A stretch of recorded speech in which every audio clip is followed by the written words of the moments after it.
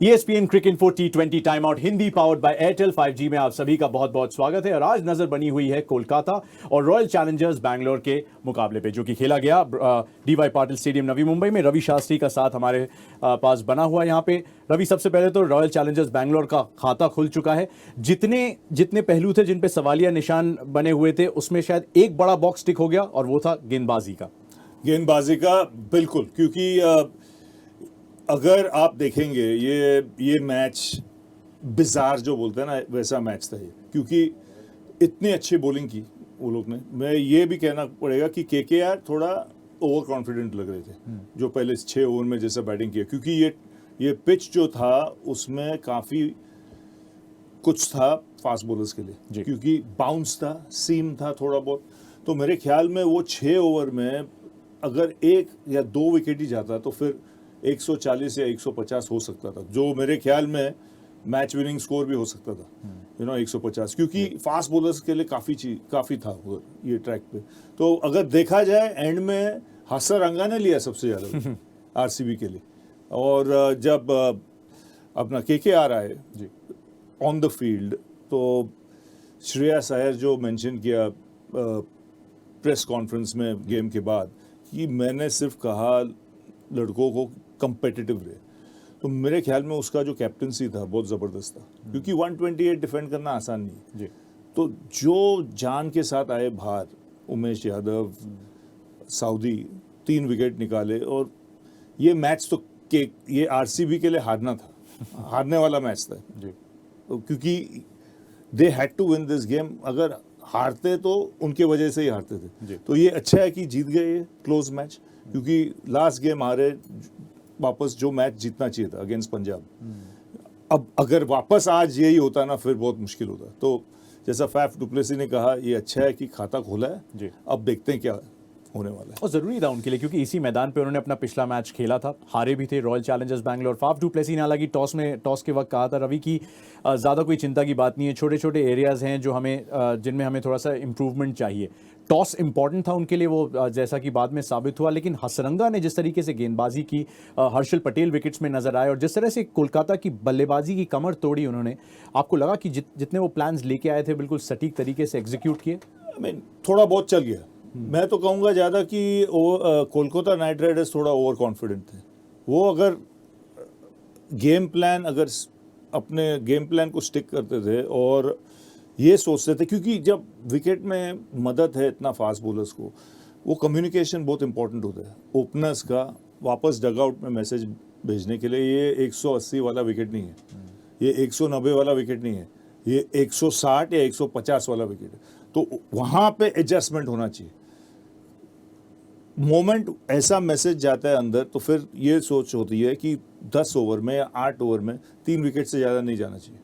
तो अगर 7 विकेट हो हाथ में, फिर बन जाएगा 150। लेकिन आप अगर सोचेंगे 180 200 ही बनाना है, तो फिर 128 ऑल आउट। और अगर वो लास्ट विकेट पार्टनरशिप नहीं होता तो फिर 110 भी नहीं होते, वहां तक भी नहीं पहुंच पाते। बिल्कुल। और रॉयल चैलेंजर्स बैंगलोर के लिहाज से देखा जाए तो कोलकाता नाइट राइडर्स की बल्लेबाजी को देख के इतना तो सीख लिया होगा कि जिस तरह के प्लान्स हमारे थे, शॉर्ट गेंदबाजी करेंगे, आंद्रे रसल को जैसे आउट किया थोड़ा सा आउटसाइड दी ऑफ रख के हर्षल पटेल ने, तो यानी कि कुछ प्लान्स कोलकाता नाइट राइडर्स के भी होंगे। लेकिन फिर भी उनको इतना पसीना बहाना पड़ा अपनी बल्लेबाजी में। पहले ओवर में पहला विकेट गिरा RCB का, दूसरे में दूसरा, कप्तान चले गए, अगली ही गेंद पे अगले ओवर की विराट कोहली का भी विकेट गिर गया।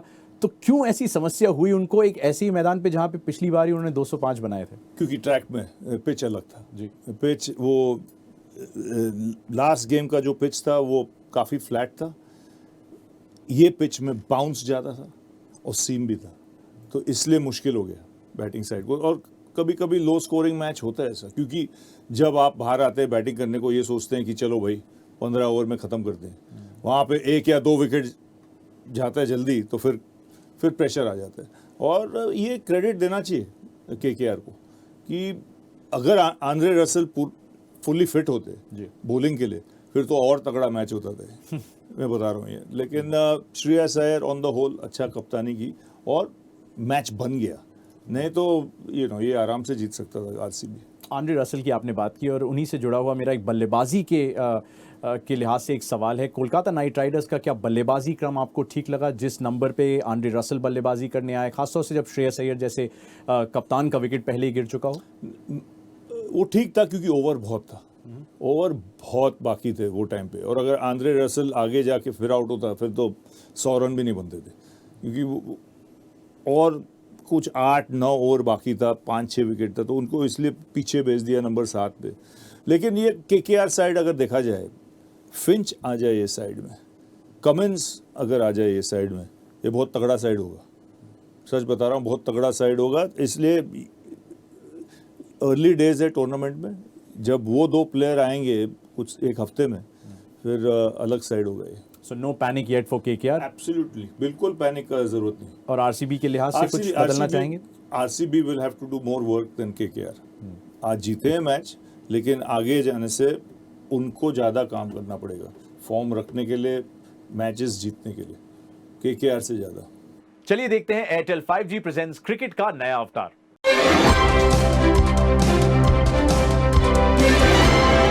आईपीएल ने गेम बदल दिया है तो टेक्नोलॉजी ने गेम को देखने का तरीका ही बदल दिया। एयरटेल 5G एक ऐसी वायरलेस होलोग्राम टेक्नोलॉजी लेकर आया है जिसके चलते 1983 के वर्ल्ड कप विनिंग कैप्टन और हम सभी के हीरो कपिल देव ने अपने फैन से बिना उनसे मिले बातचीत की। आइए दिखाते हैं उसकी एक छोटी सी झलक।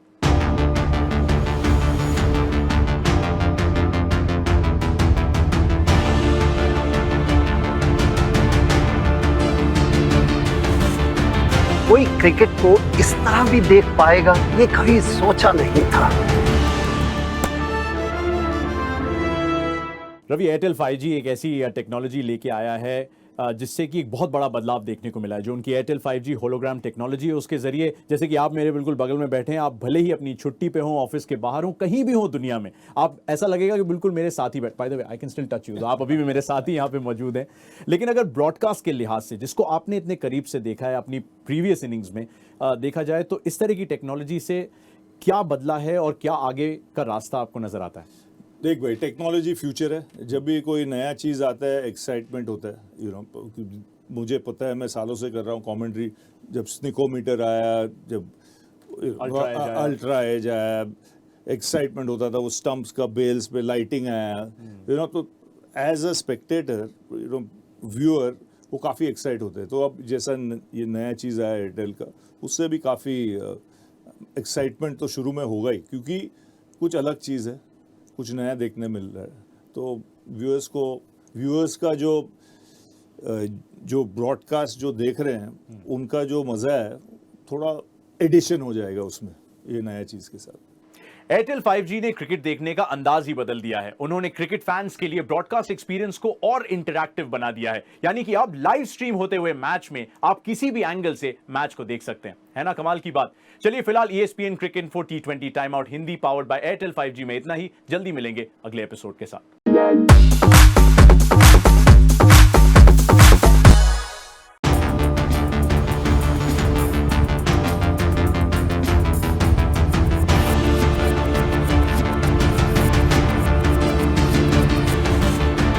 कोई क्रिकेट को इस तरह भी देख पाएगा, ये कभी सोचा नहीं था।